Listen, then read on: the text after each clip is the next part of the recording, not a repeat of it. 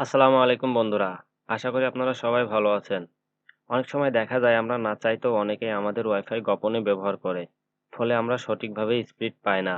যদি আমরা আমাদের ওয়াইফাইয়ের পাসওয়ার্ডটি পরিবর্তন করে ফেলি, সেক্ষেত্রে যারা আমাদের অজান্তে নেট চালাচ্ছে, তাদের ফোন থেকে অটোমেটিক ডিসকানেক্ট হয়ে যাবে। এবং আপনি যদি আবার আপনার নতুন ডিভাইসে লগইন করে নেন, তাহলে ভালো স্পিডে নেট চালাতে পারবেন।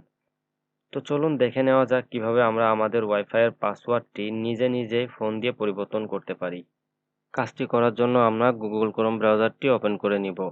আর একটা কথা ভালোভাবে মনে রাখবেন, আপনার ফোনটি অবশ্যই আপনার ওয়াইফাইয়ের সঙ্গে কানেক্ট করা থাকতে হবে।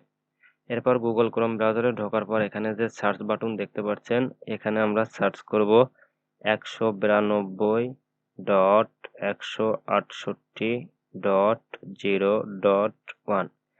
তো বন্ধুরা ভালো করে লক্ষ্য করুন, আমি এখানে যেটা লিখছি আপনারা ঠিক সেটাই লিখবেন। যদি অন্য কিছু লেখেন সেক্ষেত্রে সমস্যা হবে, পেজটি নাও আসতে পারে।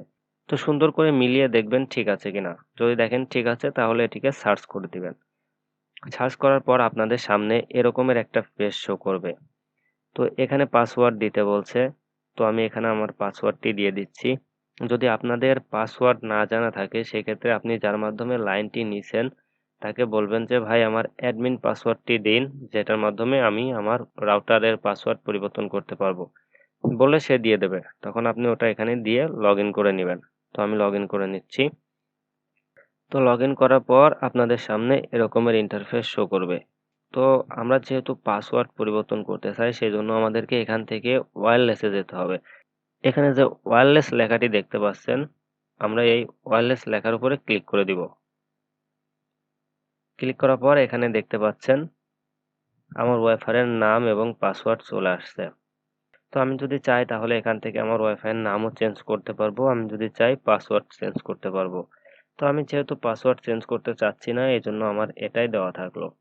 আপনি যদি আপনার পাসওয়ার্ড চেঞ্জ করতে চান তাহলে এখান থেকে আপনার যে পাসওয়ার্ডটি দেওয়া আছে এটি বাদ দিয়ে আপনি আপনার মতো করে একটি পাসওয়ার্ড বসিয়ে দিবেন এবং নিচে যে সেভ বাটনটি দেখতে পাচ্ছেন এটার উপরে ক্লিক করে দিবেন। তাহলে আপনার পাসওয়ার্ড পরিবর্তন হয়ে যাবে।